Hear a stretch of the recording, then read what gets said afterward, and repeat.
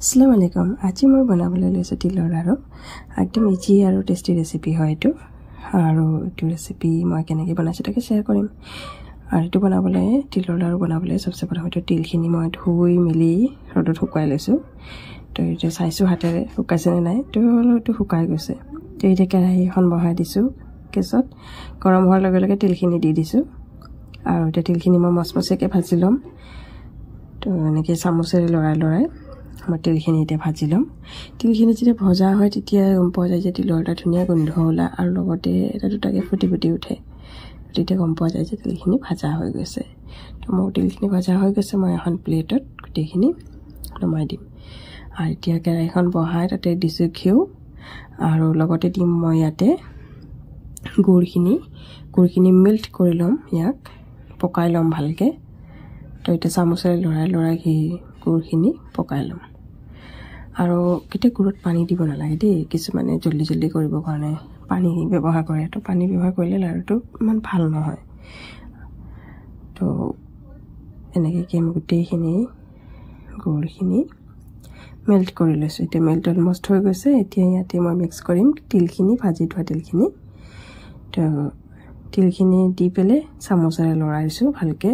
তিল আৰু গুড় একদম ভালকে মিক্স কৰি লৈছো তো এনেকৈ কি লৰাই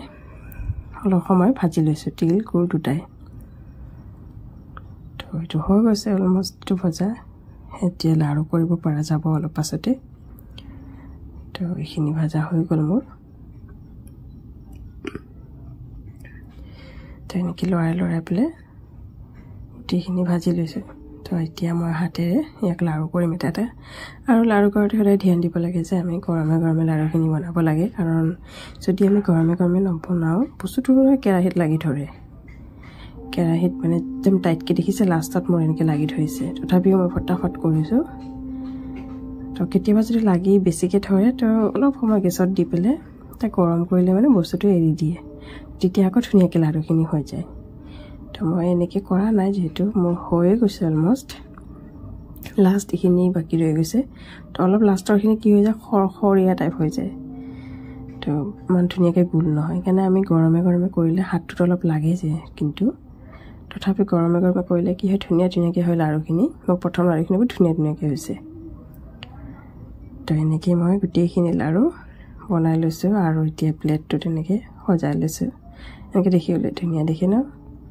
তো এই আছিলে মোৰ আজি লাৰু ৰেচিপি একদম ইজি সিম্পল ৰেচিপি যিবিলাকে নাজানে কেনেকৈ বনায় বা বাহিৰত থাকে বা ঘৰত বনাই দিয়া নাই তেওঁলোকে এনেকৈ চাই পেলাই ভিডিঅ' চাই পেলাই বনাব পাৰে বহুত ইজি ৰেচিপি হয় দুটা বস্তুই লাগে বনাবলৈ বাছ হৈ যায়